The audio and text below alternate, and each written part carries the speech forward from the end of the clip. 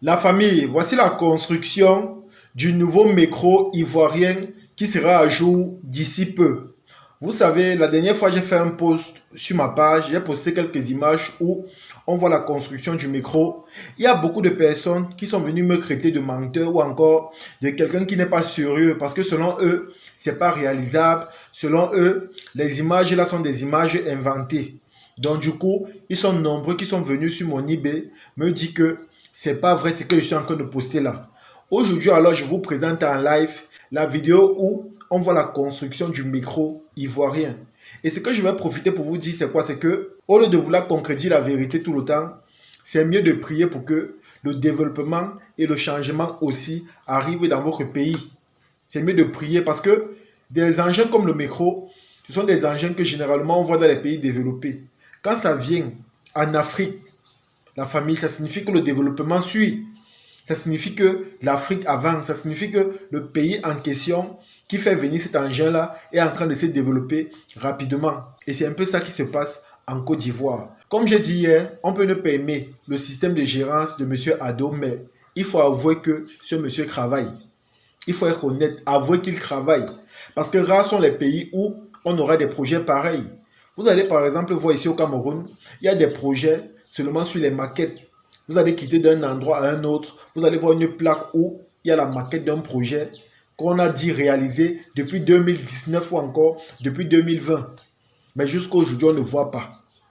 Jusqu'à aujourd'hui, on ne voit pas. Mais ici en Côte d'Ivoire, ils font la différence dans le sens où ils ont des projets, ils mettent tout en œuvre pour réaliser ces projets-là. La famille, il faut les encourager, il faut les féliciter. Il faut prier, comme j'ai dit, pour que ce même changement arrive dans votre pays.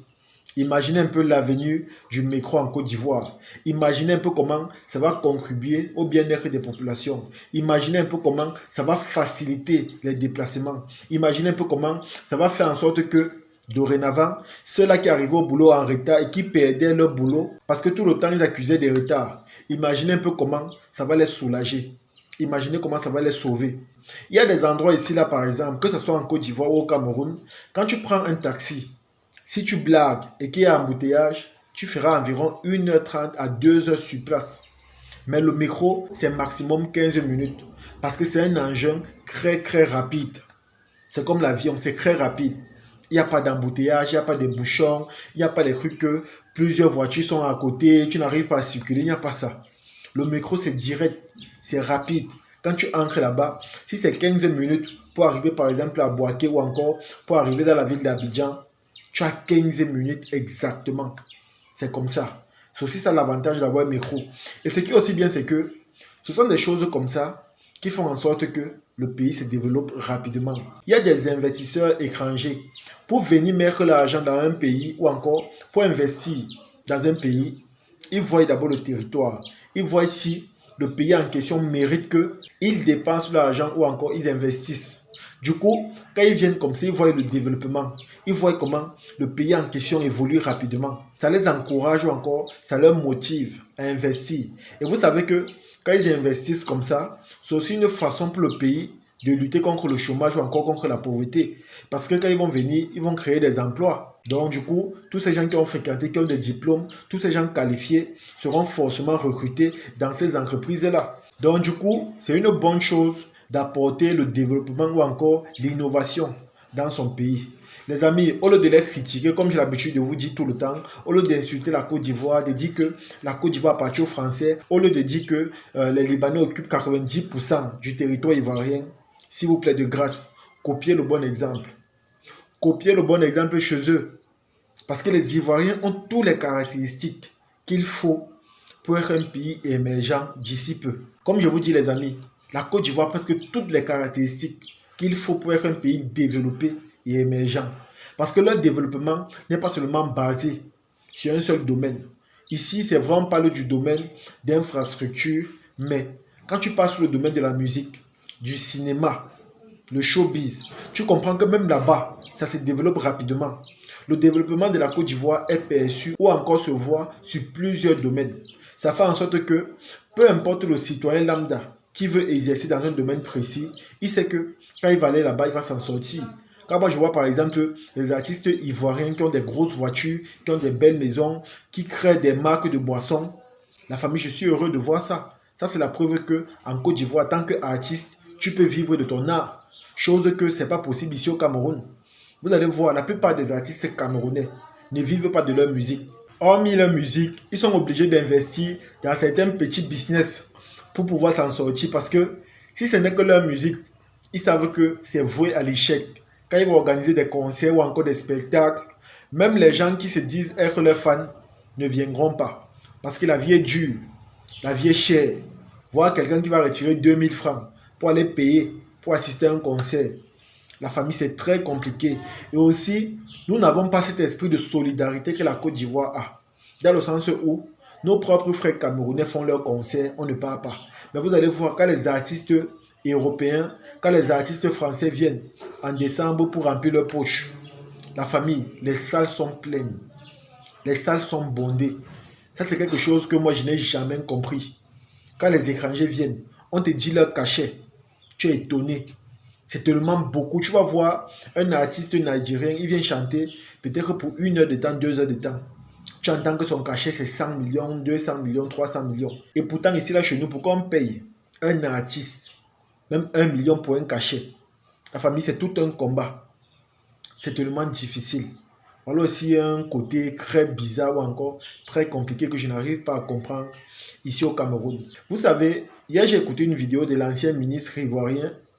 Il faisait comprendre que l'arrivée du métro en Côte d'Ivoire fera en sorte que les logements qui sont à côté, où on construit la route, vous voyez un peu, pour le passage du métro, ces logements seront détruits. Et on va construire des petites villes où on va faire des logements sociaux pour les gens qui seront dédommagés pour les casses de leur maison. Les amis, ça c'est quelque chose que j'ai beaucoup apprécié également, dans le sens où, imaginez un peu, c'est vrai, tu es propriétaire terrien, tu as ta maison qui existe là-bas depuis des années, peut-être qu'elle est même déjà vieille.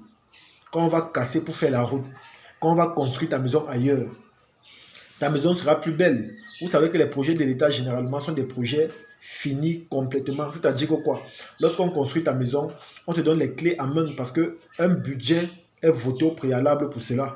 Et aussi en Côte d'Ivoire, si on me fait comprendre que la plupart des habitants, que ce soit les particuliers ou les fonctionnaires, paient les taxes, honnêtement, je ne serais pas surpris. Parce qu'au moins, l'argent des taxes, là, tu vois où ça part, tu vois ce qu'on fait avec, tu vois comment on utilise ça pour faire quelque chose de grand ou encore quelque chose de bien.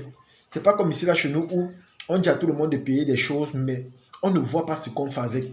On a l'impression qu'on paye pour une personne qui va prendre cet argent pour l'utiliser à des fins personnelles. C'est tellement choquant, les amis. C'est tellement choquant. La Côte d'Ivoire actuellement est en train de construire la plus haute tour d'Afrique. Je dis bien la plus haute tour d'Afrique. Un projet qui existe depuis 1970. La Côte d'Ivoire est en train de réaliser cela. Actuellement, la Côte d'Ivoire est en train de construire son métro. Les amis, regardez vous-même comment un pays est en train de se développer. Même quand tu pars au niveau du budget annuel de la Côte d'Ivoire, tu te rends compte que chaque année, cela augmente considérablement. Tu te rends compte que chaque année, leur chef d'État essaie de faire les efforts pour que les populations soient mieux épanouies, pour que les fonctionnaires soient un peu plus à l'aise, pour que tout le monde trouve son compte, peu importe ton diplôme, peu importe ton domaine d'activité. Même quand je vois aussi l'investissement ou encore le soutien ou la solidarité que le ministre de la Culture donne aux artistes en Côte d'Ivoire, je suis simplement impressionné. Tu comprends que même au niveau de la culture, ils voient ça comme étant quelque chose de très important parce que les artistes en Côte d'Ivoire sont comme les ambassadeurs de leur pays à l'extérieur. Du coup, quand ils partent prester à l'extérieur, c'est la Côte d'Ivoire qui prennent pour mettre en haut. Donc du coup, sur eux, on met un œil assez particulier et assez important. Parce qu'on sait que ce qu'ils font là, c'est pas négligeable. Chose qu'ici, là, chez nous, on ne gère pas. Droit d'auteur, on ne gère pas. Même les artistes, leur salaire, ils n'ont rien. Et parfois, quand tu écoutes combien on donne même à un artiste, tu veux seulement rigoler, ça fait pitié. La famille, ça fait pitié. Alors, ici, moi, je vais m'adresser à tous les Africains, pas seulement aux Camerounais, aux Maliens ou aux Sénégalais. Prenons beaucoup plus d'exemples sur la Côte d'Ivoire parce que moi, j'ai remarqué que la plupart du temps, on fait les clashs et les autres nations également entrent déjà dans les clashs avec la Côte d'Ivoire. Je comprends que c'est dans le but de chercher de la visibilité ou encore de chercher de la notoriété, mais essayons de faire des clashs constructifs. Essayons de faire des clashs qui feront en sorte que nos différents gouvernements prennent conscience et essaient de s'améliorer dans le but de rendre la population fière ou encore dans le but de changer radicalement les choses. Parce que s'il faut être honnête, on souffre. C'est dur, c'est très compliqué. Et ce n'est pas seulement au Cameroun. Si vous partez dans presque tous les pays d'Afrique, c'est la même chose. Donc du coup, prenons exemple sur ceux-là qui essaient de se démarquer. Quand tu vois le budget de la Côte d'Ivoire, 13 000 milliards. Et pourtant, celui du Cameroun, il y a 5 000 quelque chose. Regardez un peu l'écart. Ce n'est même pas comme si on le dépasse de 2 milliards ou encore de 3 milliards. L'écart est tellement énorme. Et tu comprends qu'en Côte d'Ivoire, les salaires sont bien donnés là-bas aux fonctionnaires. Prenons exemple sur eux. Faisons des efforts, apportons l'émergence. Faisons aussi des projets où, ici là chez nous, on va construire des micros. C'est vrai que même les routes, il n'y a pas. Donc du coup, tu te poses la question à savoir, mais est-ce que le micro va même venir un jour? Est-ce qu'on aura même cette possibilité-là de créer un petit chemin pour que le micro arrive? En tout cas, on reste confiant et on se dit que forcément, ça va arriver un jour. C'est vrai que la Côte d'Ivoire le dessus, la Côte d'Ivoire l'avance, la Côte d'Ivoire est devenue un pays incomparable, mais gardons la foi que c'est que si un jour ça va changer. Parce que même quand tu vois les péages en Côte d'Ivoire, la famille, c'est tellement encourageant, c'est tellement moderne, c'est sophistiqué. C'est pas comme si là chez nous où les gens mettent les fûts et ils se placent en route. Quand tu passes, tu donnes l'argent avec les mains. Et pourtant en Côte d'Ivoire, c'est automatique. Ça, c'est encore une preuve du développement. Ça, c'est encore la preuve que la Côte d'Ivoire avance. Comme j'ai dit, prenons exemple sur eux dans ce sens-là. Faisons aussi les efforts pour que demain ou après-demain, on soit fiers de nous. Faisons les efforts pour que notre pays soit respecté. Faisons les efforts pour que nous aussi, on parle de nous à l'extérieur de la plus belle des manières. Parce que, coûte que coûte, si on fait cela, c'est la population qui sera heureuse, c'est la population qui sera épanouie. Et je vous assure, les tensions, les problèmes, les manifestations là, on va parler de ça dans chaque pays de moins en moins. C'est de ça qu'il s'agit. En tout cas les amis, c'est ici que se termine la vidéo. J'espère que vous avez aimé, j'espère que vous avez apprécié. Partagez la vidéo au maximum et on se dit à la prochaine. Ciao.